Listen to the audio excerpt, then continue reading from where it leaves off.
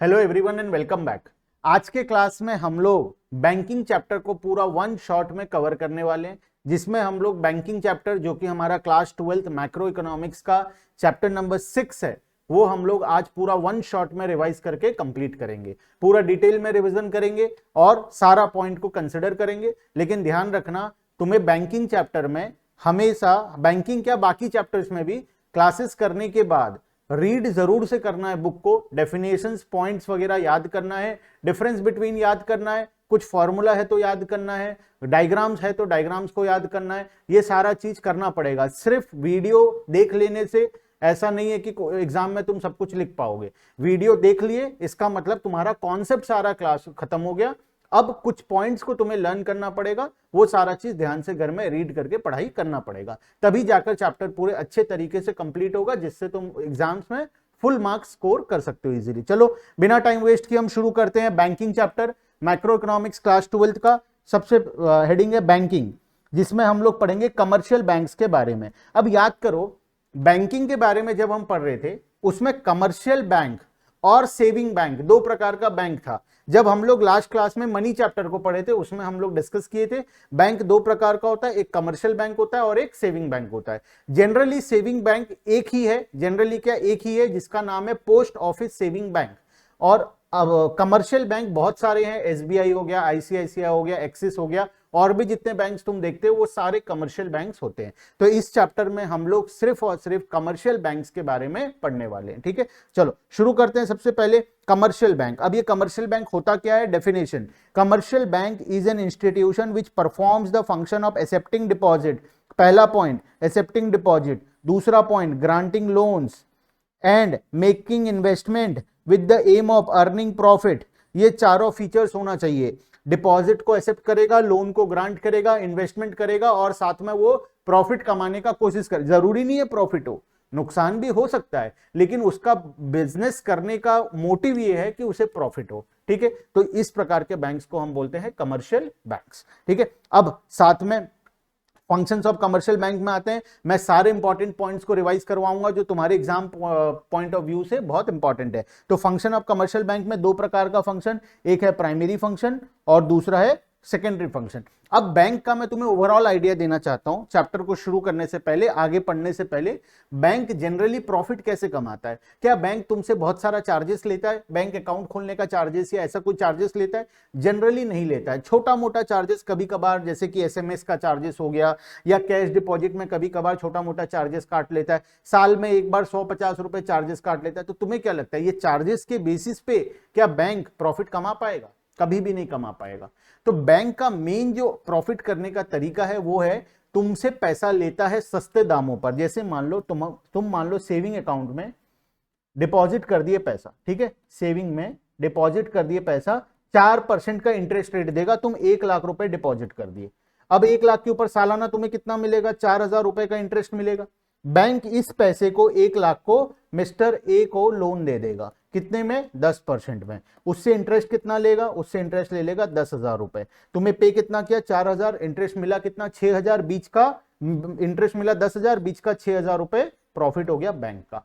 तो main profit जो होता है बैंक का वो होता है the difference between the interest rate जो कि वो चार्ज कर रहा है कस्टमर से, और जो कि वो चार्ज कर रहा है लोन लेने वाले से, और वो रेट जो वो अपने डिपॉजिटर्स को दे रहा है। तो दोनों के बीच का जो डिफरेंस रेट होता है, रेट ऑफ डिफरेंस, जिसको हम जनरली स्प्रेड बोलते हैं, वो स्प्रेड होता है बैंक का मेन इनकम। ठीक है, अब बैंक का मेनली काम क्या होता है? दो प्रकार का, एक होता है प्राइमरी फंक्शन, दूसरा होता है सेकेंडरी फंक्शन। प्राइमरी फंक्शन के अंदर बैंक दो प्रकार का काम करता है, एक्सेप्टिंग डिपॉजिट्स और दूसरा एडवांसिंग ऑफ लोन, जो कि सबसे मेन काम है। डिपॉजिट एक्सेप्ट करेगा कम रेट ऑफ इंटरेस्ट में, लोन देगा ज्यादा रेट ऑफ इंटरेस्ट में, दोनों के बीच का डिफरेंस हो जाएगा प्रॉफिट। तो ये मेनली काम होता है बैंक का। सेकेंडरी फंक्शन साथ ही साथ में और एक्स्ट्रा फंक्शन दे देता है। ठीक है, कुछ कुछ एक्स्ट्रा फंक्शंस देता है, उसके बारे में भी हम डिस्कस करेंगे। सबसे पहला बात आता है एक्सेप्टिंग डिपॉजिट्स। एक्सेप्टिंग डिपॉजिट्स का मतलब होता है बैंक पब्लिक से बहुत सारा पैसा डिपॉजिट के नाम पर लेता है। अब जैसे तुम मान लो एक सेविंग बैंक अकाउंट खोले, उसमें पैसा डाल दिए, तो बैंक के लिए तो ये डिपॉजिट हो गया। सेकंड, अगर मान लो तुम करंट अकाउंट खोले, उसमें पैसा डाल दिए, तो वो बैंक के लिए डिपॉजिट हो गया। तुम मान लो फिक्स डिपॉजिट कर दिए बैंक में, तो वो भी बैंक के लिए डिपॉजिट्स हो गया। मान लो और कोई प्रकार का डिपॉजिट्स करते हो, तो वो सारा बैंक के पास, जब भी तुम पैसा लेकर जाते हो उसको देते हो और वो तुम्हारे अकाउंट में डाल देता है, इसका मतलब वो तुम्हारे उस बैंक के लिए क्या है, डिपॉजिट है। तो मेनली बैंक का पहला जो सबसे प्राइमरी फंक्शन होता है वो होता है एक्सेप्टिंग डिपॉजिट्स। अब तीन प्रकार से बैंक जनरली डिपॉजिट्स को एक्सेप्ट करता है। पहला है करंट अकाउंट डिपॉजिट, और या फिर जिसको हम डिमांड डिपॉजिट बोलते हैं, फिक्स डिपॉजिट जिसको हम टाइम डिपॉजिट भी बोलते हैं, और तीसरा आता है सेविंग डिपॉजिट। अब तीनों के बीच में क्या डिफरेंस है और एग्जैक्टली क्या होता है वो समझते हैं। करंट अकाउंट डिपॉजिट और डिमांड डिपॉजिट, इसका मतलब है बैंक में दो प्रकार का अकाउंट खोला जाता है, एक होता है करंट अकाउंट, दूसरा होता है सेविंग अकाउंट।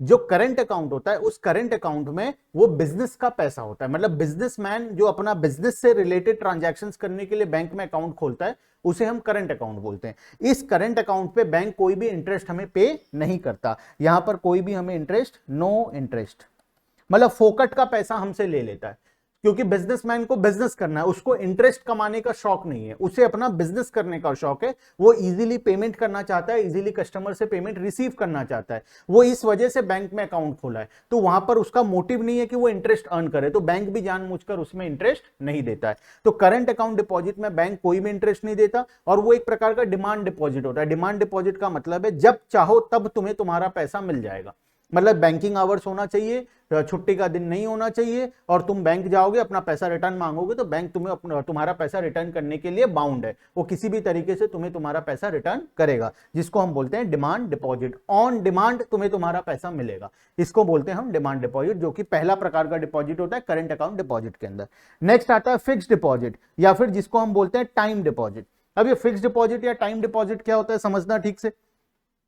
फिक्स डिपॉजिट का मतलब होता है जो एक पर्टिकुलर पीरियड ऑफ टाइम के लिए फिक्स होता है, मतलब तुम कभी भी जाओ बैंक में पैसा मांगो तो बैंक वाला तुम्हारे मुंह पे मना कर देगा कि नहीं मैं तुम्हें पैसा रिटर्न नहीं करूंगा, क्योंकि ये मान लो फिक्स डिपॉजिट मैं मान लो 2 इयर्स का किया, जब मैं 2 साल का फिक्स डिपॉजिट किया, इसका मतलब है कि मैं 2 साल तक बैंक से मेरा पैसा रिटर्न नहीं मांग सकता।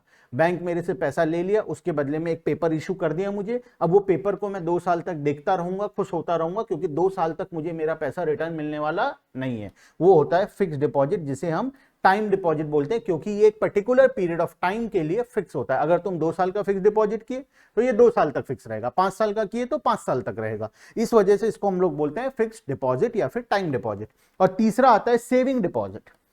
सेविंग डिपॉजिट मतलब जो हम लोग हमारा पैसा छोटा मोटा 100, 200, 500, 1000, ये जो छोटा मोटा पैसा होता है, ये हम जब बैंक अकाउंट में सेविंग्स के पर्पज से डिपॉजिट करते हैं तो बैंक हमें उसमें इंटरेस्ट भी देता है, और ये भी एक प्रकार का डिमांड डिपॉजिट होता है, हम जब चाहें हमारा पैसा हम रिटर्न निकाल सकते हैं। पहला और तीसरा में फर्क इतना है, यहां पर कोई भी इंटरेस्ट नहीं मिलता और यहां पर इंटरेस्ट मिलता है। सेविंग डिपॉजिट पे हमें इंटरेस्ट मिलता है। पहला और तीसरा दोनों डिमांड डिपॉजिट्स होता है, जब चाहे हमें हमारा पैसा मिल जाएगा, लेकिन बीच में जो लिखा हुआ है फिक्स डिपॉजिट, वो डिमांड डिपॉजिट नहीं होता, वो फिक्स होता है पर्टिकुलर पीरियड ऑफ टाइम के लिए। तो ये 3 प्रकार का डिपॉजिट जनरली बैंक हमसे लेता है।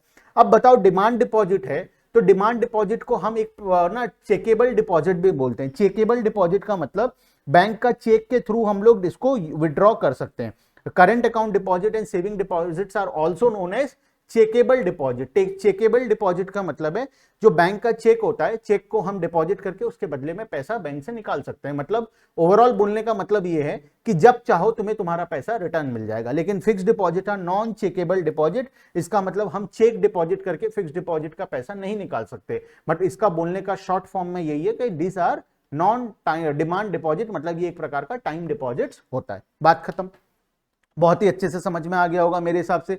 चलते हैं सेकंड फंक्शन में, एडवांसिंग ऑफ लोन्स।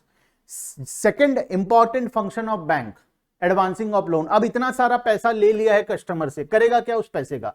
क्या फोकट में बैठकर उनको इंटरेस्ट देगा? नहीं, बैंक क्या करता है, इस पैसे को किसी और को लोन दे देता है। जब किसी और को लोन देता है तो वहां से बहुत सारा इंटरेस्ट मिलता है। उस इंटरेस्ट में से कुछ छोटा हिस्सा जो डिपॉजिट्स किए थे उनको दे देते हैं, बीच का हिस्सा उनका प्रॉफिट बन जाता है, जिसको हम जनरली स्प्रेड के नाम से जानते हैं। ठीक है, अब एडवांसिंग ऑफ लोन्स के अंदर बहुत प्रकार का लोन बैंक इशू करता है। क्या क्या लोन है? सबसे पहला कैश क्रेडिट, दूसरा है फर्स्ट है कैश क्रेडिट, दूसरा है डिमांड लोन्स, और तीसरा है शॉर्ट टर्म लोन्स। ध्यान से समझना, तीनों को मैं समझा रहा हूं एक एक करके, बुक देखने की जरूरत नहीं है, डायरेक्टली समझ सकते हो।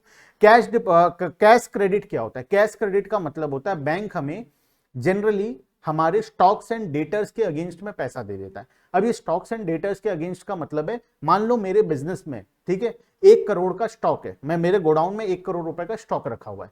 अब मुझे डे टू डे ट्रांजैक्शंस करने के लिए पैसा चाहिए, मैं स्टॉक खरीदूंगा, बेचूंगा, कस्टमर से पैसा 5 दिन बाद आएगा, सप्लायर को एडवांस पेमेंट करना है, तो मुझे बहुत सारे पैसे का रिक्वायरमेंट होगा।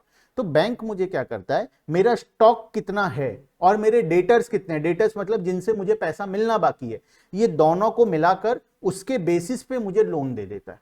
अब ये लोन का खासियत ये है कि जब मुझे वो कैश क्रेडिट का पैसा दिया, मान लो मुझे 10 लाख रुपए का लोन दे दिया, अब ऐसा तो नहीं है कि हमेशा मुझे 10 लाख का रिक्वायरमेंट है, बिजनेस है, कभी 1 लाख का भी रिक्वायरमेंट पड़ेगा, सीजन के टाइम में 10 लाख का भी रिक्वायरमेंट पड़ेगा, ऑफ सीजन टाइम में एक्स्ट्रा पैसा मेरे पास पड़ा रहेगा जिसका मेरे पास कोई यूज नहीं होगा। तो सबसे इंपॉर्टेंट फीचर कैश क्रेडिट का यही होता है कि तुम जितना पैसा यूज करोगे उतने पे इंटरेस्ट देना है।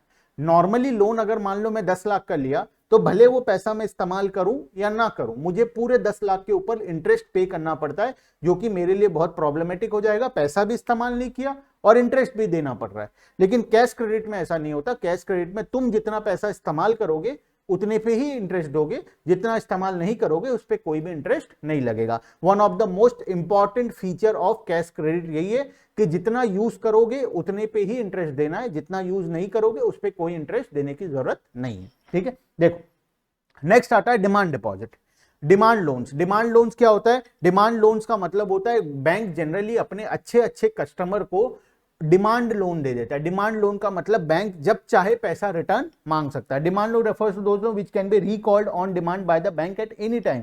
बैंक कभी भी तुमसे अपना पैसा रिटर्न मांग सकता है। ये जनरली अच्छे और ट्रस्ट वर्दी कस्टमर्स को दिया जाता है, क्योंकि पता है बैंक को कि जब उनसे पैसा मांगा जाएगा वो लोग इजीली पैसा रिटर्न कर देंगे। इस वजह से डिमांड लोन जनरली अच्छे अच्छे और ट्रस्टवर्दी कस्टमर्स को बैंक देता है। और इस केस में क्या होता है, बैंक जब उसे पैसे का रिक्वायरमेंट पड़ेगा वो कस्टमर को फोन करेगा और बोलेगा मेरे को मेरा पैसा रिटर्न कर दे। कस्टमर चुपचाप से अपना पैसा रिटर्न लाकर बैंक को दे देगा। तो इसको हम लोग बोलते हैं डिमांड लोन्स। और तीसरा होता है short term loans. Short term loans में क्या होता है, they are given as personal loans against some collateral security. यहां पर कोई सिक्योरिटी के अगेंस्ट में घर का पेपर्स, जमीन या ऐसा कोई सिक्योरिटी हमें बैंक को गिरवी रखना पड़ता है और उसके अगेंस्ट में बैंक हमें शॉर्ट टर्म लोन्स दे देता है, जो कि हम हमारे बिजनेस में या कहीं पर भी इस्तेमाल कर सकते हैं। तो 3 प्रकार का लोन, जिसमें से सबसे अच्छा लोन होता है कैश क्रेडिट, वो क्योंकि हमें स्टॉक एंड डेटर्स के अगेंस्ट में मिलता है और वहां पर सबसे इंपॉर्टेंट फीचर यही है कि जितना पैसा इस्तेमाल करोगे उसी पे इंटरेस्ट लगेगा, जो इस्तेमाल नहीं करोगे इंटरेस्ट उस पे नहीं लगेगा। तो मेरे हिसाब से ये पॉइंट सभी को क्लियर है। हम चलते हैं सेकेंडरी फंक्शन में। सेकेंडरी फंक्शन में बहुत सारा फंक्शन आ जाता है बैंक का। Overdraft facility. ओवरड्राफ्ट फैसिलिटी क्या होता है, देखना ध्यान से सुनना। Again one of the important feature of bank. Bank क्या करता है, मान लो मैं एक ऐसा कस्टमर हूं जो बैंक के साथ बहुत सालों से जुड़ा हुआ हूं, 5-10 साल 15 साल हो गया मैं बैंक के साथ डेली ट्रांजैक्शन कर रहा हूं। बैंक वाला मुझे अच्छे से जानता है, मेरे बिजनेस को अच्छे से जानता है और ये भी जानता है कि मैं एक डिफॉल्टर इंसान नहीं हूं, मैं अच्छा इंसान हूं, मैं बैंक का पैसा रीपे कर देता हूं। तो मान लो कभी ऐसा हो जाए कि मेरे अकाउंट में पैसा नहीं है और मुझे अचानक से 5-10 लाख रुपए का जरूरत पड़ जाए, तो बैंक मुझे क्या बोलेगा, एक काम करो, आप हमारे बहुत अच्छे कस्टमर हो तो हम तुम्हें ओवरड्राफ्ट फैसिलिटी दे देते हैं। ओवरड्राफ्ट का मतलब है तुम्हारे अकाउंट में पैसा नहीं है फिर भी तुम अकाउंट से पेमेंट कर सकते हो, मतलब वो तुम नेगेटिव बैलेंस रख के पेमेंट कर सकते हो और ओवरड्राफ्ट का पैसा तुम बाद में भी रिटर्न कर सकते हो। तो बैंक ओवरड्राफ्ट जनरली अच्छे कस्टमर, ट्रस्ट वर्दी कस्टमर और एक जो वो कस्टमर जो बैंक के साथ लॉन्ग टर्म रिलेशनशिप मेंटेन करते हैं उन्हीं लोगों को दिया जाता है। This facility which a customer is allowed to overdraw is current account upon agreed limit. This facility generally given to respectable, बहुत ही respectable and reliable customer for a short period. Respectable, reliable और जो वो customers जो bank के साथ सालों से जुड़े हुए हैं, जिनका बिजनेस अच्छा खासा है, जो कि एक ट्रस्ट वर्दी इंसान है, उन्हीं लोगों को बैंक अपने मर्जी से उनको ओवरड्राफ्ट फैसिलिटीज देता है। ठीक है, discounting of bills of exchange, ये मेरे हिसाब से अकाउंट्स में तुम अच्छे से पढ़ चुके हो। बिल्स ऑफ एक्सचेंज चैप्टर में कि किस तरीके से बैंक का इंपॉर्टेंट काम होता है, discounting of bills of exchange, तो मेरे हिसाब से ये मुझे पढ़ाने की जरूरत नहीं है। बिल्स ऑफ एक्सचेंज चैप्टर पूरा अकाउंट्स में है, जो कि तुम लोग अच्छे तरीके से पढ़ चुके हो। बिल्स ऑफ एक्सचेंज जनरली क्या होता है, मान लो मुझे तुमसे पैसा पैसा मिलने वाला है, तुम एक पेपर में मुझे प्रोमिसरी नोट या बिल्स ऑफ एक्सचेंज दे दिए, मैं उस बिल्स ऑफ एक्सचेंज को बैंक में ले जाकर डिस्काउंट करवाकर पैसे रिटर्न मेरा पैसा मैं ला सकता हूं। तो ये जो इंपॉर्टेंट फंक्शन होता है बैंक का, वो तुम्हारे हिसाब से, मेरे हिसाब से तुम अकाउंट्स में बहुत अच्छे से पढ़ चुके हो, तो मैं इस पॉइंट को स्किप करते हुए आगे चलता हूं। नेक्स्ट में agency function, one of the important function agency function. Agency function का मतलब होता है एजेंट। बैंक हमारे लिए हमारा एजेंट की तरह काम करता है। क्या क्या काम करता है? Transfer of fund. मैं बैंक में बोलता हूं कि मेरे बिहाफ पे मिस्टर ए को फंड ट्रांसफर कर दो, मेरे अकाउंट से मिस्टर ए को फंड ट्रांसफर कर दो, तो बैंक क्यों करेगा ये काम? बिकॉज बैंक हमारा एजेंट है। हम बैंक को जो इंस्ट्रक्शन देंगे बैंक वो काम करेगा। मेरे अकाउंट में बैलेंस है, मैं बोलूंगा मिस्टर ए को ट्रांसफर कर दो, वहां वो पेपर में फॉर्मेलिटी करवाएगा, साइन वाइन करवाएगा, उसके बाद वो उस पैसे को मिस्टर ए को ट्रांसफर कर देगा। तो जनरली बैंक हमारे लिए क्या करता है? ट्रांसफर ऑफ फंड्स का काम करता है, ठीक है। और कभी कभार ऐसा भी होता है, अगर हमें एक प्लेस से दूसरे प्लेस में पैसा ट्रांसफर करवाना है तो वो काम भी हमारे लिए बैंक करवा कर दे देता है। नेक्स्ट आता है collection and payment of various item. मान लो मुझे हर महीने किसी से रेंट कलेक्शन करना है, किसी से इंटरेस्ट का कलेक्शन करना है, तो मैं ये काम, मेरे पास टाइम नहीं है, तो मैं ये काम किसको दे दिया? बैंक को दे दिया। बैंक मेरे बिहाफ पे हर महीना कलेक्शन और पेमेंट कर देगा। मान लो मुझे हर महीना इलेक्ट्रिसिटी का पेमेंट, इंटरनेट का खर्चा, रेंट का पेमेंट, गाड़ी का इंश्योरेंस, घर का इंश्योरेंस, मेरा पर्सनल इंश्योरेंस और भी जो भी प्रकार का खर्चा, ये सारा हर महीने 1 तारीख को पेमेंट करना होता है। हाँ, तो हर महीना मैं क्या करता हूं? भूल जाता हूं, मुझे याद नहीं रहता, तो मैं क्या करा, एक पेपर में लिखकर फॉर्म वॉर्म में साइन करके बैंक को परमानेंटली दे दिया। बोला हर महीने 1 तारीख को इन लोगों को इतना इतना रुपए मेरे अकाउंट से पे कर देना, और तुम्हें देखना भी नहीं पड़ेगा, बैंक अपने आप हर महीने तुम्हारे अकाउंट से उतना रुपए पे कर देगा। या फिर मुझे हर महीना किसी से पेमेंट लेना है, तो मैं ये इंस्ट्रक्शन भी बैंक को दे सकता हूं कि मेरे बिहाफ पे तुम एक काम करना, इस इंसान के पास जाकर मेरा पैसा कलेक्ट कर लेना हर महीने 1 तारीख को। तो बैंक अपने आप अपने स्टाफ को बेचकर वो पैसा कलेक्शन करवा लेगा। ऑब्वियसली वो ये सब काम फ्री में तो करेगा नहीं, बैंक हर काम के लिए चार्जेस लेता है, वो चार्जेस हमें पे करना पड़ेगा, बैंक हमारे लिए ये सारा काम करके दे देगा, ठीक है। तो collection and payment of various item, ये भी हम बैंक का एक इंपॉर्टेंट फंक्शन होता है, जिसको हम एजेंसी फंक्शन के अंदर पढ़ते हैं।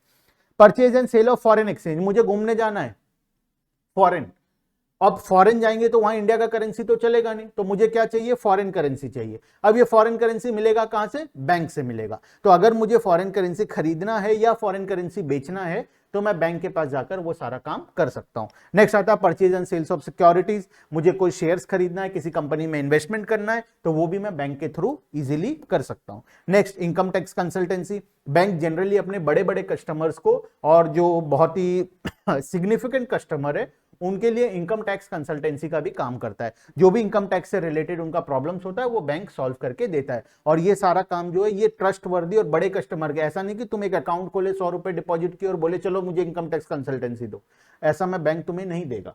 बैंक जनरली ट्रस्ट वर्दी एंड बड़े बड़े कस्टमर्स को, अच्छे अच्छे कस्टमर्स को ये सारा सर्विस देता है। ट्रस्टी एंड एग्जीक्यूटर, बैंक हमारे बिहाफ पे ट्रस्टी एंड एग्जीक्यूटर का काम करता है। ये पॉइंट इंपॉर्टेंट है, ध्यान से पढ़ना। Commercial bank preserve the will of their customer as trust and execute them after the death of the executor. मान लो मेरा विल बन रहा है, ठीक है, मेरे पास बहुत सारे संपत्ति हैं, ऐसा हालांकि है नहीं लेकिन फिर भी डिस्कस कर लेते हैं कि बहुत सारा सुनने में अच्छा लगता है, बोलने में अच्छा लगता है, इसीलिए बोल रहा हूं। मान लेते हैं मेरे पास बहुत सारा संपत्ति है, ठीक है, अब मैं इस संपत्ति का क्या करूं, मैं किसे दूं, मुझे समझ में नहीं आ रहा, या अगर अभी से दे दूंगा तो मुझे वो लोग भगा देंगे घर से। तो मैं क्या चाहता हूं, मेरे मरने के बाद मेरा संपत्ति इन लोगों में डिवाइड होना चाहिए। मैं अगर आज से डिवाइड कर दूंगा तो ऐसा हो सकता है कि उनके संपत्ति मिलने के बाद वो लोग मुझे ही मेरे घर से निकालकर बाहर फेंक दें। तो इस वजह से मैं क्या कर रहा हूं, मैं ऐसा एक विल बना रहा हूं जिसमें मैं ये लिखूंगा कि अभी सारा संपत्ति मेरा रहेगा जब तक मैं जिंदा हूं, मेरे मरने के बाद वो सारा हाँ, हालांकि मेरा लाइफ डेंजर में आ जाएगा, क्योंकि अगर उनको पता चल जाएगा कि मेरे मरने के बाद उन्हें संपत्ति मिलेगा तो फिर मुझे मेरा जीना मुश्किल हो जाएगा। लेकिन फिर भी ऐसा बहुत सारा ट्रांजैक्शन होता है कि अगर मेरे मरने के बाद मेरा संपत्ति किसी को ट्रांसफर होना है तो मेरे मरने के बाद ये काम करेगा कौन? वो लोग तो आपस में झगड़ा करेंगे, तो ये काम करेगा कौन? तो इसके लिए मैं बैंक को अपॉइंट कर सकता हूं कि मेरे मरने के बाद जिस तरीके से मेरा विल में लिखा गया है, तू एक काम करना, सारा मेरा जितना एसेट है अपने कंट्रोल में ले लेना और जिस प्रकार से विल में मेंशन है उसके नाम पे वो डिस्ट्रीब्यूट कर देना। तो बैंक हमारे लिए ट्रस्टी एंड एग्जीक्यूटर का भी काम इस तरीके से करके देता है। उसके बाद लेटर ऑफ रेफरेंस, ये एक और इंपॉर्टेंट फंक्शन है जो कि बिजनेसेस में बहुत इंपॉर्टेंटली यूज होता है। This gives information about the economic position of the customer to traders and provide the similar information about traders to their customers. अब देखो, मान लो मिस्टर ए एसबीआई का कस्टमर है, मैं हूं ये, मैं भी एसबीआई का कस्टमर हूं, ठीक है। मुझे मिस्टर ए से 5 करोड़ रुपए का ट्रांजैक्शन करना है, लेकिन मुझे डाउट हो रहा है कि मिस्टर ए कहीं पैसा लेकर भाग गया और मुझे माल सप्लाई नहीं किया। तो मैं 5 करोड़ मिस्टर ए को दे दिया और मिस्टर ए मुझे मेरा सामान नहीं पहुंचाया और पैसा लेकर विजय माल्या की तरह गायब हो गया, तब क्या होगा? तो मैं क्या करता हूं, मैं एसबीआई के पास जाता हूं और एसबीआई को पूछता हूं, मुझे ऐसे मिस्टर ए के ऊपर भरोसा है लेकिन फिर भी मन में एक डाउट है। तो मैं गया एसबीआई के पास और एसबीआई को पूछा, एक काम कर, एक लेटर ऑफ रेफरेंस दे सकता है, बता सकता है। जनरली ये थोड़ा सा अलग तरीके से होता है, मैं तुम्हें थोड़ा अलग तरीके से समझा रहा हूं। लेटर ऑफ रेफरेंस का मतलब होता है ये हम दोनों को मिलवाकर हमारे बीच में बिजनेस ट्रांजैक्शंस करवाना, लेकिन तुम इस तरीके से भी समझ सकते हो जिस तरीके से मैं समझा रहा हूं। अब ध्यान से सुनो, मैं गया एसबीआई के पास और एसबीआई को बोला, एक काम कर, मुझे ये बता मिस्टर ए कैसा आदमी है, अच्छा आदमी है या नहीं है, या ये बता कि मिस्टर ए पहले कभी डिफॉल्ट किया है क्या, पहले कभी किसी का पैसा लेकर भागा है। तो ये सारा इंफॉर्मेशन जो है एसबीआई मुझे दे सकता है मिस्टर ए के बारे में, क्योंकि मैं भी एसबीआई का कस्टमर हूं, वो भी एसबीआई का कस्टमर है। तो एसबीआई बीच में क्या है, एक ट्रस्ट वर्दी पर्सन है जो कि हम दोनों के बीच में ट्रांजैक्शंस इजीली करवा सकता है। तो हम क्या करते हैं, लेटर ऑफ रेफरेंस करते हैं। जनरली ये इस तरीके से इस्तेमाल नहीं होकर ये हम दोनों को मिलवाने का काम करता है। मिस्टर ए एसबीआई का कस्टमर है, मैं एसबीआई का कस्टमर हूं, मुझे कोई सामान चाहिए तो बैंक क्या करेगा, मेरा रेफरेंस दे देगा मिस्टर ए को, मिस्टर ए का रेफरेंस दे देगा मुझे और हम दोनों के बीच में ट्रांजैक्शंस करवा देगा, जिससे हम दोनों का फायदा तो होगा। अगर ट्रांजैक्शन हम दोनों के बीच में होगा उससे एसबीआई को फायदा होगा, क्योंकि डिपॉजिट भी उसी के अकाउंट में होगा, विड्रॉल भी उसी के अकाउंट से होगा। तो यहां पर एसबीआई का भी फायदा, हम दोनों का भी फायदा, तीनों का फायदा होगा। तो एसबीआई जनरली क्या मतलब बाकी बैंक्स क्या करते हैं, लेटर ऑफ रेफरेंस का भी काम यहां पर करते हैं, ठीक है। उसके बाद general utility function. General utility functions में क्या क्या आता है, देखो, लॉकर फैसिलिटी, वो तो तुम जानते हो, बैंक में हम लॉकर लेकर हमारा सारा सामान उसमें रख सकते हैं safely. Travellers cheque, travellers cheque क्या होता है, अगर मान लो मैं कहीं घूमने जा रहा हूं और मुझे पैसे का रिक्वायरमेंट है, कैश का रिक्वायरमेंट है, तो मैं लेकर जाने से डर रहा हूं कि रास्ते में कहीं चोरी ना हो जाए, तो बैंक मुझे ट्रैवलर्स चेक इशू कर देगा। एक मुझे मान लो 10 लाख रुपए चाहिए, मैं जा रहा हूं अपने बीवी बच्चों के साथ घूमने कहीं पर, ठीक है, गोवा घूमने जा रहा हूं, वहां पर मैं खर्चा करना चाहता हूं 10 लाख रुपए, तो बैंक मुझे ट्रैवलर्स चेक दे देगा।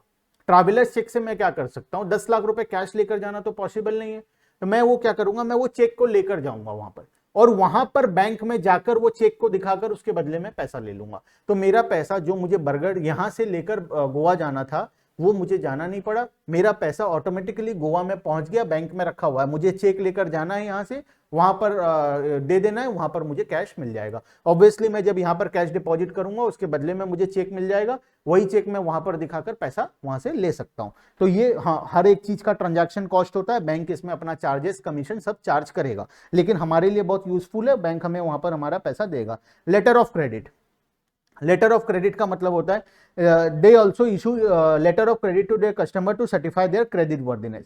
तो मैं बैंक के पास जा सकता हूं और मिस्टर ए के अगेंस्ट लेटर ऑफ क्रेडिट ले सकता हूं, जिससे कि वो क्रेडिट वर्दीनेस का प्रूफ होगा। बैंक मुझे लिख कर दे रहा है कि मिस्टर ए भला आदमी है और वो तुम्हारे ट्रांजैक्शंस में डिफॉल्ट नहीं करेगा। तुम्हारा ट्रांजैक्शन 5 करोड़ का है, मिस्टर ए के अकाउंट में 5 करोड़ से ज्यादा का बैलेंस है, अगर मिस्टर ए डिफॉल्ट कर देता है तो हम लोग वो 5 करोड़ रुपए उसका सीज कर लेंगे और तुम्हें पे कर देंगे। तो इस प्रकार से लेटर ऑफ क्रेडिट का भी ट्रांजैक्शंस बैंक हमें करवा कर देता है। और लास्ट में underwriting securities. Underwriting securities again one of the important points of the bank.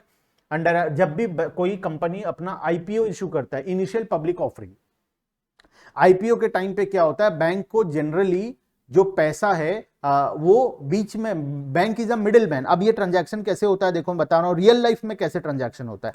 मान लो ये कंपनी है XYZ private limited, XYZ limited, ठीक है, ये शेयर इशू कर रहा है, 5 करोड़ के शेयर इशू कर रहा है, यहां पर बैंक है और यहां पर हम पब्लिक हैं, सारे पब्लिक यहां पर है।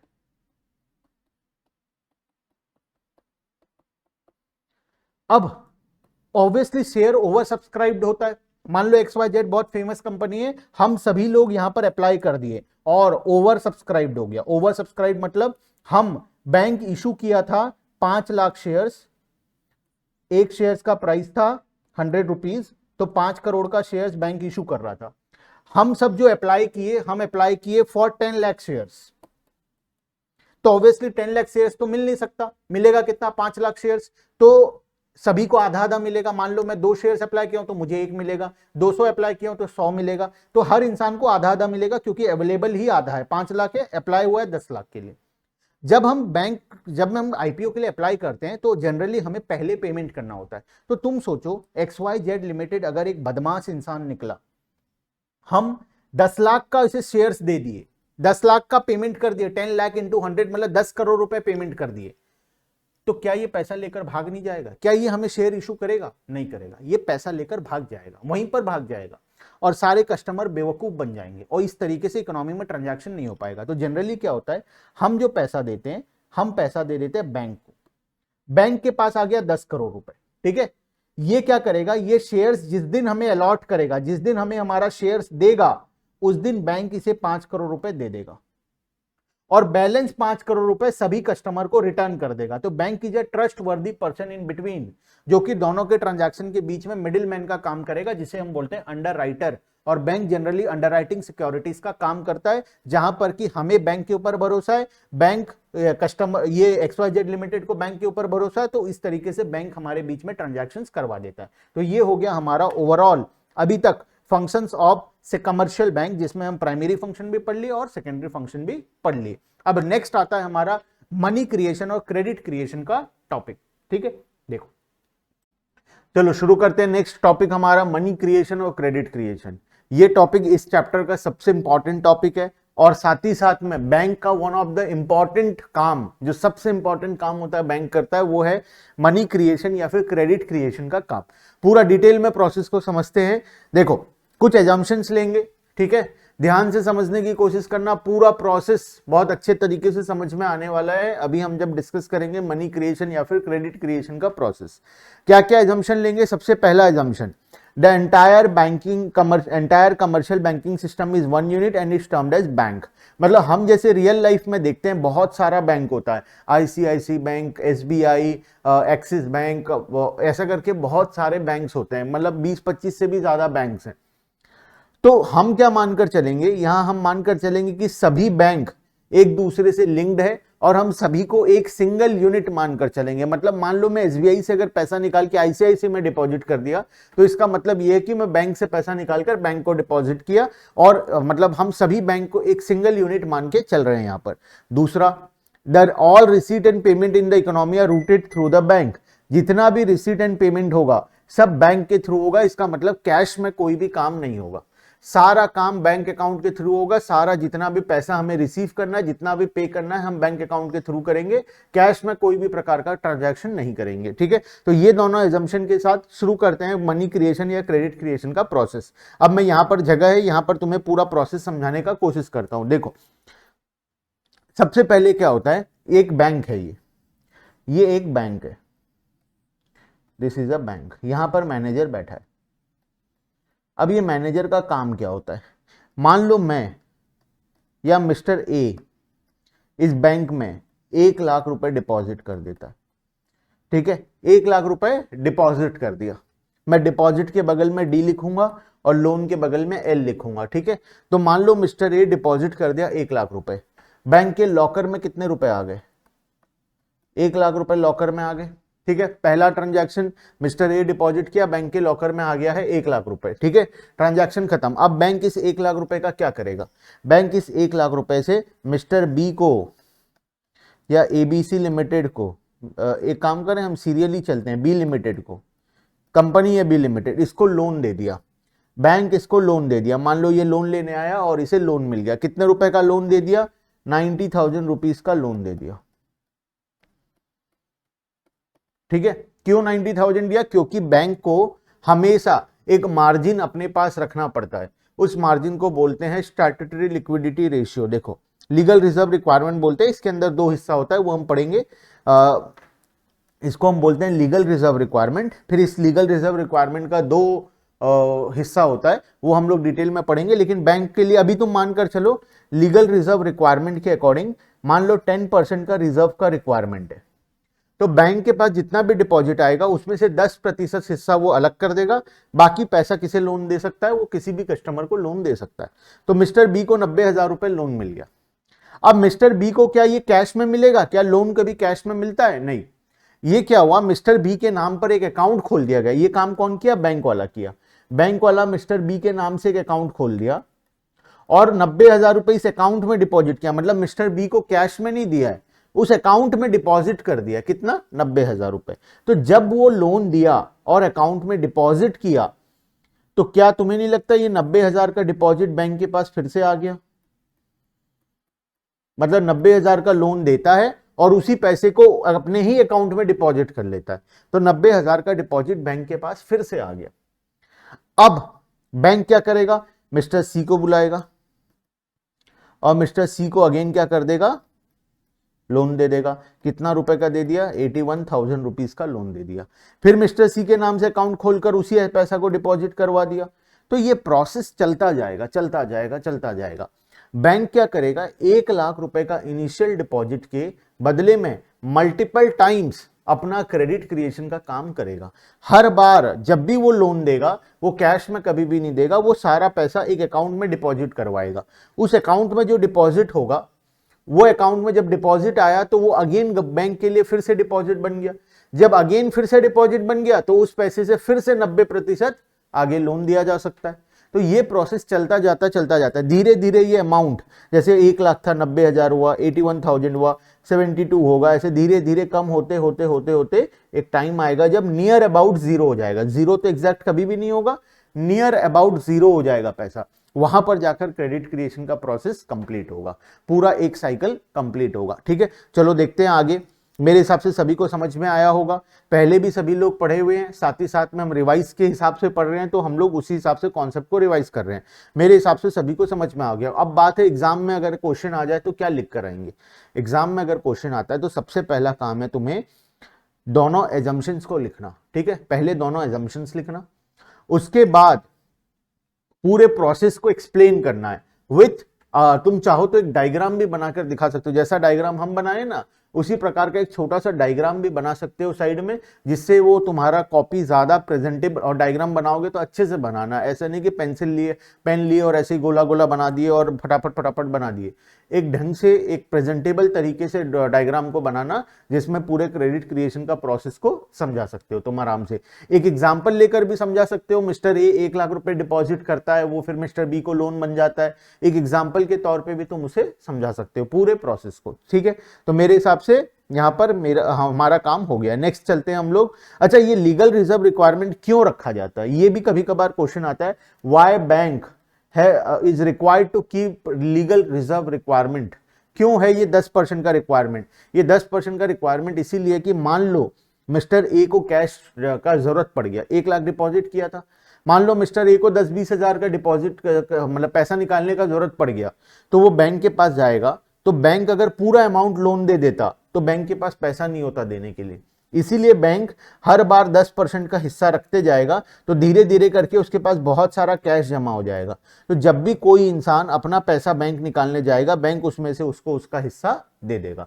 तो ये चीज को और आसान तरीके बनाने के लिए, मतलब जब भी किसी को पैसा जरूरत है उसे पैसा मिल पाए, इसलिए लीगल रिजर्व रिक्वायरमेंट का कॉन्सेप्ट लाया गया था। ठीक है, चलो नेक्स्ट चलते हैं आगे। Money multiplier. अब मनी मल्टीप्लायर निकलता है लीगल रिजर्व रिक्वायरमेंट से, फटाफट से पढ़ेंगे, बहुत ही इजी सा कॉन्सेप्ट है। Money multiplier refers to the process of credit creation of credit by the commercial bank with the help of initial deposit made by public and legal reserve ratio. Formula होता है money multiplier equals to 1 by legal reserve requirement. अगर legal reserve requirement 20% का है तो 1 bye 0.20, तो money multiplier होगा 5 times. इसका मतलब ये है कि अगर इनिशियली 1,00,000 रुपए का डिपॉजिट आता है तो मनी मल्टीप्लायर अगर 5 है, तो टोटल क्रेडिट क्रिएशन कितना होगा? 1,00,000 का 5 टाइम्स, मतलब 5,00,000 रुपए का क्रेडिट क्रिएशन हो जाएगा। ठीक है, चलो नेक्स्ट। ये तो सब इजी है, चलते हैं next. Central bank, again one of the important topic. अभी तक हम कमर्शियल बैंक्स के बारे में पढ़ रहे थे, अब हम सेंट्रल बैंक के बारे में पढ़ेंगे। सेंट्रल बैंक क्या करता है? Central bank is an apex body, apex मतलब the top most body that controls operates. क्या क्या फंक्शन है सेंट्रल बैंक का? कंट्रोल करता है, ऑपरेट करता है, रेगुलेट करता है और डायरेक्ट करता है the entire banking and monetary structure of the country. Apex मतलब टॉप मोस्ट बॉडी, जो पूरे अपने हाईएस्ट ऑथोरिटी होता है वो है सेंट्रल बैंक। और इंडिया का सेंट्रल बैंक कौन है? आरबीआई। हर कंट्री में एक सेंट्रल बैंक होता है, इंडिया में सेंट्रल बैंक है reserve bank of India, RBI. ठीक है, चलो next, functions of central bank. मैं फटाफट से समझाऊंगा फंक्शंस ऑफ सेंट्रल बैंक क्योंकि बहुत ही इजी है और मेरे हिसाब से सभी बच्चे पहले भी पढ़े हुए हैं, हम उसी तरीके से पढ़ेंगे ताकि सभी का कॉन्सेप्ट फटाफट से रिवाइज हो जाए। तो करेंसी ऑथोरिटी, करेंसी ऑथोरिटी का मतलब करेंसी से रिलेटेड जितना भी काम होगा, करेंसी इशू करना, करेंसी को डिमोनेटाइज करना से लेकर और भी जितना भी करेंसी रिलेटेड काम होगा वो सारा कौन करेगा? सेंट्रल बैंक करेगा। मतलब सेंट्रल बैंक एक सोल अथॉरिटी है जिसके पास कंप्लीट पावर है करेंसी से रिलेटेड, करेंसी प्रिंट करने का, इशू करने का, डिजाइनिंग का, उसका सिक्योरिटी का, हर एक चीज का कंप्लीट अथॉरिटी है सेंट्रल बैंक के पास। नेक्स्ट आता है, चलो एक काम करते हैं, कुछ छोटा मोटा पॉइंट्स पढ़ लेते हैं इसमें, एक दो इंपॉर्टेंट पॉइंट है। सबसे पहला फंक्शन हो गया currency authority, issue of issue, bank of issue. इस बैंक ऑफ इशू इसीलिए बोला जाता है क्योंकि करेंसी को इशू करने का पावर है सेंट्रल बैंक के पास। अब यहां पर एक चीज नोट करने का जरूरत है, except 1 rupee coin and notes and coin which are issued by ministry of finance. सिर्फ 1 रुपए का ऐसा कॉइन और नोट्स है जो कौन इशू करता है? वो मिनिस्ट्री ऑफ फाइनेंस करता है, बाकी सारा करेंसी आरबीआई इशू करता है। ठीक है, क्या क्या एडवांटेज है सोल अथॉरिटी का? एक बार क्वेश्चन आया हुआ है, इंपॉर्टेंट भी है। What are the advantages of making RBI the sole authority of currency? RBI को हम सोल अथॉरिटी क्यों बनाए? क्यों नहीं ऐसा होता कि हम बहुत सारे बैंक को पावर दे दे करेंसी इशू करने का? उससे क्या होगा, अगर बहुत सारे लोगों के पास एक काम करने का पावर होगा तो कोऑर्डिनेशन का प्रॉब्लम होगा, अलग अलग प्रकार का करेंसी इशू हो जाएगा, जेन्युइननेस पता नहीं चलेगा करेंसी का, डुप्लीकेसी बहुत ज्यादा हो जाएगा, मनी कंट्रोल, मनी सप्लाई में प्रॉब्लम होगा, तो इस प्रकार का बहुत सारा इशू होगा। इसीलिए सिर्फ और सिर्फ आरबीआई को पावर दिया गया है। सारा पॉइंट सभी बच्चों को लर्न होना चाहिए, इंपॉर्टेंट टॉपिक है, पांचों पॉइंट सभी को पूरा अच्छे तरीके से याद होना चाहिए। ठीक है, it leads to uniformity in note circulation. It gives the central bank the power to influence money supply because currency with public is a part of money supply. It enables the government to have supervision and control. Supervision और control बनाकर रखने के लिए it ensures public faith. Public को trust हो, अगर हर कोई currency issue करेगा तो पब्लिक ट्रस्ट नहीं कर पाएगा, सिर्फ आरबीआई इशू करता है, इसीलिए लोगों को करेंसी नोट के ऊपर भरोसा है। It helps in stabilization of internal and external value of currency. Value of currency को मेंटेन रखने के लिए वो एक ही लोगों को, एक ही इंसान को पावर देना जरूरी है। चलते हैं नेक्स्ट पॉइंट में, बैंकर टू द गवर्नमेंट। हमारा बैंकर कौन है? हमारा बैंकर है जो कमर्शियल बैंक्स होते हैं, वो हमारे बैंकर है।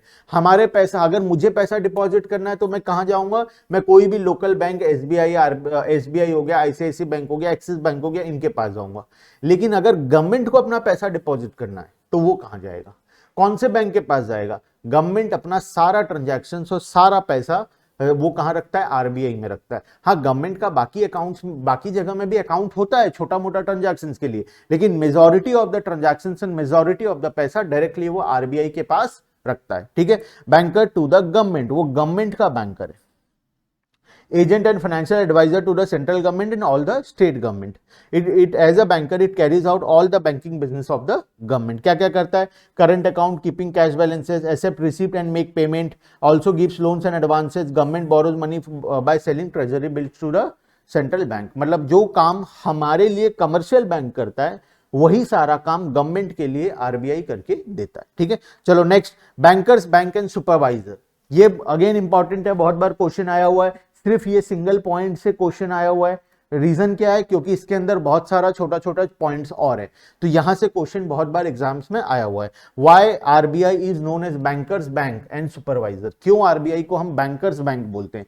रीजन क्या है? अगर हमको बैंकिंग करना है तो हम एसबीआई, आरबीआई, एसबीआई के पास जाएंगे, एक्सिस के पास जाएंगे, आईसीआईसी के पास जाएंगे, ये सब हमारे लिए कमर्शियल बैंक है। लेकिन अगर एसबीआई को अपना पैसा डिपॉजिट करना है तो वो कहां जाएगा?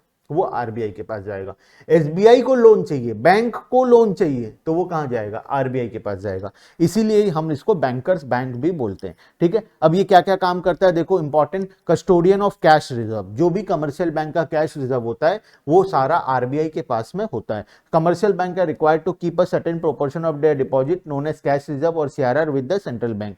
इन this way central bank act as a custodian of cash reserve for commercial bank. Lender at the last resort, ये एक अगेन इंपॉर्टेंट टॉपिक है। जनरली क्या होता है, अगर कोई बैंक डूब रहा है या बैंक को बहुत अर्जेंट नीड है पैसा का, मान लो आईसीआईसीआई बैंक डूबने वाला है, डूब तो नहीं रहा है लेकिन उसे अर्जेंट नीड है 10-20 हजार करोड़ रुपए का, तो वो क्या करेगा? किसके पास जाएगा? और कोई बैंक उसे देगा? नहीं देगा, तो वो आरबीआई के पास जाएगा और आरबीआई उस टाइम पे उसका मदद करेगा। लेंडर ऑफ लास्ट रिजॉर्ट का मतलब, अगर तुम्हारे पास कोई और ऑप्शन नहीं है, हमारे पास मतलब बैंक के पास, तो वो किसके पास जाएगा? आरबीआई के पास जाएगा और आरबीआई उसकी मदद करेगा। When commercial bank fails to meet their financial requirement from other sources, they approach the central bank to give loans and advances as lender of last resort. और लास्ट है क्लियरिंग हाउस, जो भी बड़े बड़े transaction होते हैं उसके clearing house का काम करता है आरबीआई। तो मेरे हिसाब से तीनों पॉइंट सभी के लिए क्लियर है, custodian of cash reserve, lender of last resort और क्लियरिंग हाउस। चलते हैं आगे। Controller of money supply and credit, one of the important topic. RBI क्यों कंट्रोलर ऑफ मनी सप्लाई और क्रेडिट है? आरबीआई किस प्रकार से कंट्रोल करता है सभी चीजों को? ठीक है, चलो देखते हैं। The Reserve Bank of India (RBI) is empowered to regulate the money supply in the economy through its monetary policy. For this, RBI makes the use of following monetary policy का कुछ इंस्ट्रूमेंट्स को use करता है। सबसे पहला है repo rate. What is repo rate? देखना important topic है ये सारा पॉइंट। अभी जो हम ये पॉइंट्स पढ़ेंगे 1 नंबर, 2 नंबर, 3, 4 और आखिरी का 5, पांचों पॉइंट बहुत ही ज्यादा इंपॉर्टेंट है। ठीक है, देखना रेपो रेट। रेपो रेट क्या होता है? Repo rate is the rate at which the central bank of a country, in case of India, lends money to commercial bank. RBI पैसा देगा किसे? कमर्शियल बैंक को, और उसका रेट ऑफ इंटरेस्ट। तुम मुझे बताओ, अगर आरबीआई इस रेट ऑफ इंटरेस्ट को इंक्रीज कर दे तो कमर्शियल बैंक कस्टमर को इंक्रीज करेगा ये रेट, क्योंकि कमर्शियल बैंक का काम क्या है? किसी से पैसा लो, किसी को दो, बीच में कमीशन खाओ। ठीक है, तो जब आरबीआई रेट ऑफ इंटरेस्ट 5% से 6% कर दिया तो कमर्शियल बैंक भी 8% से 9% कर देगा। तो जब कमर्शियल बैंक रेट को बढ़ा देगा तो कस्टमर ज्यादा लोन लेगा या नहीं लेगा? नहीं लेगा। तो जब भी यहां पर क्या होता है, रेपो रेट इंक्रीज होता है तो मनी सप्लाई डिक्रीज हो जाता है, और जब रेपो रेट डिक्रीज होता है तो मनी सप्लाई इंक्रीज हो जाता है इकोनॉमी में। मेरे हिसाब से कॉन्सेप्ट क्लियर है। चलते हैं नेक्स्ट, बैंक रेट और discount rate. Bank rate is a rate at which the central bank of a country lends money to commercial bank for their long term needs. और यहां पर था short term needs. Money supply में same effect, bank rate अगर increase हो जाएगा तो money supply decrease हो जाएगा, और बैंक रेट अगर डिक्रीज हो जाएगा तो मनी सप्लाई इंक्रीज हो जाएगा। ठीक है, सेम इफेक्ट आएगा बैंक रेट की वजह से। ठीक है, चलो next, reverse repo rate. Reverse repo rate क्या होता है? जैसे आरबीआई पैसा देता है कमर्शियल बैंक को, कभी कभार कमर्शियल बैंक भी आरबीआई के पास अपना पैसा डिपॉजिट करवाता है, तो जब डिपॉजिट करवाएगा तो इंटरेस्ट उसे मिलेगा। It is the rate at which central bank accepts deposit from the commercial bank. When the reverse repo rate is raise, जब रिवर्स रेपो रेट इंक्रीज हो जाएगा, it encourages the commercial bank to deposit their fund with the central bank. तो money supply क्या हो जाएगा? कम हो जाएगा। और जब रिवर्स रेपो रेट कम हो जाएगा तब मनी सप्लाई इंक्रीज हो जाएगा। बात समझ में आया? चलते हैं next, open market operation. Open market operation क्या होता है? जब भी कभी गवर्नमेंट को या किसी को, open market operation refers to buying and selling of government securities by central bank to and from public and commercial bank. Generally क्या होता है, कमर्शियल जो हमारा सेंट्रल बैंक होता है वो लोगों को मनी सप्लाई को कंट्रोल करने के लिए ओपन मार्केट ऑपरेशन का काम करता है। सिक्योरिटीज बेचकर पैसा ले आता है, या सिक्योरिटीज इशू करके पैसा, सिक्योरिटीज इशू करता है मतलब दे देता है कस्टमर को और उसके बदले में पैसा ले आता है, या फिर सिक्योरिटीज रिटर्न खरीद लेता है और उसके बदले में पैसा दे देता है। तो जब भी आरबीआई इशू करेगा क्या चीज? सिक्योरिटी, तब क्या होगा? मनी सप्लाई कम हो जाएगा। और जब आरबीआई बाय करेगा क्या, सिक्योरिटीज, तो मनी सप्लाई इंक्रीज हो जाएगा। बात समझ में आया? सिक्योरिटीज का मतलब पेपर का टुकड़ा है, पेपर का टुकड़ा देकर लोगों से पैसा ले आया, तो लोगों के बीच में तो मनी सप्लाई कम हो गया ना, सारा मनी आरबीआई के पास आ गया, तो लोगों से पैसा आरबीआई के पास आ गया, तो मनी सप्लाई क्या हो गया, कम हो गया। और दूसरे केस में जब आरबीआई बाय करेगा सिक्योरिटी, मतलब लोगों को जो पहले पेपर इशू किया था, अब वो पेपर रिटर्न लेकर पैसा देगा, तो जब पेपर रिटर्न लेकर पैसा देगा तो आरबीआई के पास मनी कम हो जाएगा, लेकिन पब्लिक के पास पैसा बढ़ जाएगा, तो मनी सप्लाई इकोनॉमी में राइज कर जाएगा। ठीक है, चलते हैं आगे। Legal reserve requirement, legal reserve requirement क्या होता है, एलआरआर, जो कि हम जस्ट पढ़े थे, मनी सब जब हम लोग क्रेडिट क्रिएशन पढ़ रहे थे, 10% का लीगल रिजर्व रिक्वायरमेंट था। According to legal reserve requirement, commercial bank are obliged to maintain reserve. It is very quick and direct method of controlling the credit creating power of commercial bank. Commercial bank are required to maintain reserves on two account. दो प्रकार का reserve maintain होता है, cash reserve ratio, statutory liquidity ratio. Legal reserve requirement का दो हिस्सा होता है, एक होता है एसएलआर और एक होता है सीआरआर। ठीक है, एलआरआर कुछ भी नहीं, दो चीजों का मिश्रण है। अगर एसएलआर 5% है, सीआरआर 5% है, तो एलआरआर कितना होगा, 10%। मतलब एलआरआर का दो हिस्सा होता है, सीआरआर और एसएलआर। सीआरआर क्या होता है, इट रेफर्स टू, मतलब जो 10% बैंक को अपने पास मेंटेन करना था, अब वो 10% का दो हिस्सा हो जाएगा, एक बैंक अपने पास रखेगा, एक आरबीआई को दे देगा। It refers to minimum percentage of net demand and time lighted to be kept by commercial bank with the central bank. Cash reserve ratio, देखो मैं पूरा प्रोसेस तुम्हें समझा देता हूं। मिस्टर ए जब डिपॉजिट करने गया था बैंक में पैसा, 1 लाख डिपॉजिट किया था, इसमें से 10,000 बैंक अलग रख दिया था और 90,000 रुपए लोन दे दिया था किसे, बी को। तो ये 10,000 का अब दो हिस्सा होगा, एक होगा एसएलआर और दूसरा होगा सीआरआर। मान लो सीआरआर अगर हमारा इसमें से 5,000 है और एसएलआर अगर 5,000 है, तो ये 5,000 कौन ले जाएगा, आरबीआई ले जाएगा, और ये 5,000 कहां रहेगा, बैंक के लॉकर में रहेगा, बैंक लॉकर। बात समझ में आया? तो एसएलआर का दो हिस्सा, एसएलआर नहीं, एलआरआर का, लीगल रिजर्व रिक्वायरमेंट का दो हिस्सा, एसएलआर और सीआरआर। ठीक है, चलो सीआरआर का पैसा आरबीआई के पास रहेगा और एसएलआर का पैसा बैंक अपने पास खुद के पास रखेगा। ठीक है, चलते हैं लास्ट, मार्जिन रिक्वायरमेंट। बैंक जब भी लोन इशू करता है, उसके अगेंस्ट में जो सिक्योरिटीज लेता है, उस सिक्योरिटीज में कुछ मार्जिन रख के रखता है। जैसे मान लो मैं ये कोचिंग का बिल्डिंग को मान लो बैंक के पास ले जाऊं और बैंक को बोलो इस कोचिंग का बिल्डिंग 2 करोड़ रुपए का बिल्डिंग है, ये 2 CR का बिल्डिंग है, आप मुझे इसके बदले में 2 करोड़ रुपए लोन दे दो, तो क्या बैंक मुझे पूरा 2 करोड़ रुपए लोन दे देगा? अगर बैंक ऐसा गलती कर देता है, मुझे 2 करोड़ रुपए लोन दे देता है, तो मैं क्या करूंगा, इस बिल्डिंग में से 50% हिस्सा खोल कर ले जाऊंगा अपने साथ और बैंक का पैसा भी ले लाकर भाग जाऊंगा बरगढ़ से।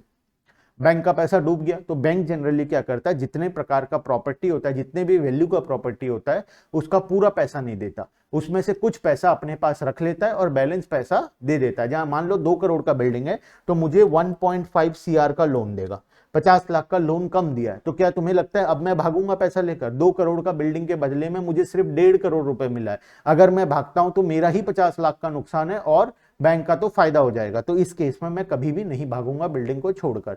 तो बैंक अपना सिक्योरिटी को मेंटेन रखने के लिए, अपने पैसा का रिकवरी को इंश्योर करने के लिए मार्जिन रिक्वायरमेंट का काम करता है। जब भी मार्जिन रिक्वायरमेंट बढ़ जाता है, एमआर जब बढ़ेगा तो मनी सप्लाई इकोनॉमी में कम हो जाएगा, और जब एमआर कम हो जाएगा तो मनी सप्लाई इंक्रीज हो जाएगा। मेरे हिसाब से पूरा कॉन्सेप्ट यहां तक का क्लियर है। चलते हैं आगे, central bank versus commercial bank, बहुत ही इजी टॉपिक है, आराम से सभी लोग कर सकते हैं। मेरे पास अभी डिफरेंस बिटवीन लिखा हुआ नहीं है, लेकिन बहुत सारे बुक में और तुम्हारे क्लास नोट्स में ये ऑब्वियसली होगा। तो मेरे हिसाब से सेंट्रल बैंक और कमर्शियल बैंक का डिफरेंस बिटवीन तुम अपने आप कर सकते हो। चलते हैं आगे, role and importance of commercial bank और structure of commercial bank in India. तुम ये दोनों टॉपिक को लिख लो, this are not in syllabus, not in syllabus. ठीक है, फिर भी अगर कोई पढ़ना चाहता है तो यहां पर क्लियर कट लिखा हुआ है, मैं तुम्हें शॉर्ट में बता देता हूं क्या क्या होता है। ये सिलेबस में नहीं है, लेकिन मैं फटाफट से शॉर्ट में बताता हूं। Role and importance of commercial bank, पहला, accelerating the rate of capital formation. अगर कमर्शियल बैंक नहीं होता तो इकोनॉमी में ना डिपॉजिट होता, ना इन्वेस्टमेंट हो पाता। मान लो आज मैं बिजनेसमैन हूं, मुझे 5 करोड़ इन्वेस्ट करना है, तो मेरे पास 5 करोड़ नहीं है, मेरे पास 1 करोड़ रुपए है, मैं बैलेंस 4 करोड़ बैंक से लोन लूंगा और पूरे 5 करोड़ का नया फैक्ट्री बैठाऊंगा। तो ये पॉसिबल क्यों हो पा रहा? बिकॉज कमर्शियल बैंक एग्जिस्ट करता है इसीलिए, वरना मुझे कौन लोन देगा? कोई प्राइवेट इंसान तो देगा नहीं, बैंक ही देगा। तो बैंक अगर नहीं होता तो ये काम नहीं हो पाता। Provisions of finance and credit, जब भी मुझे एक्स्ट्रा पैसे की जरूरत पड़ेगा, क्रेडिट का जरूरत पड़ेगा, वहां पर कौन हेल्प करेगा? मुझे बैंक हेल्प करेगा। डेवलपिंग एंटरप्रेन्योरशिप, नए नए एंटरप्रेन्योर नए बिजनेस को सपोर्ट सिस्टम की तरह प्रोवाइड का काम करता है बैंक्स। उनके वर्किंग कैपिटल रिक्वायरमेंट को, उनके फिक्स्ड एसेट को फंडिंग करता है, जिससे कि वो लोग अपने बिजनेस को ग्रो कर पाते हैं। ठीक है, next promoting balance regional development, bank हर जगह खुलेगा तो वहां पर भी लोगों को लोन मिलेगा, तो वहां पर भी बिजनेसेस आएंगे।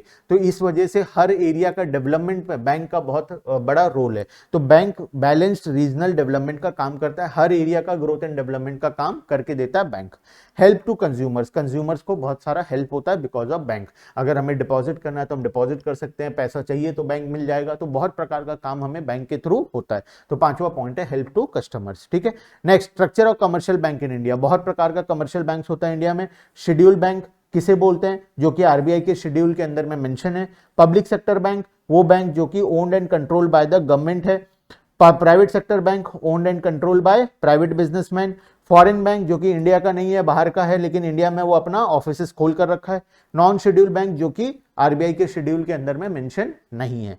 मेरे हिसाब से यहां तक कॉन्सेप्ट सभी को क्लियर है। आखिरी का 2 कॉन्सेप्ट हम बहुत ही स्पीड से पढ़े बिकॉज वो सिलेबस में भी नहीं है, एक्स्ट्रा टॉपिक है। चाहो तो पढ़ो, नहीं चाहो तो उसे छोड़कर तुम जा सकते हो। ठीक है, चलो आज के लिए इतना ही, बाकी का डिस्कशन नेक्स्ट क्लास में। ये चैप्टर होता है ओवर। अब तुम्हारा काम है कि तुम लाइन बाय लाइन चैप्टर को रीड करो, सारे डेफिनेशंस को याद करो, डिफरेंस बिटवीन को याद करो, एजम्पशंस को याद करो, हेडिंग को याद करो, डायग्राम्स को याद करो। ये सारा काम तुम्हें करना पड़ेगा। ठीक है, चलो bye bye everyone and thank you.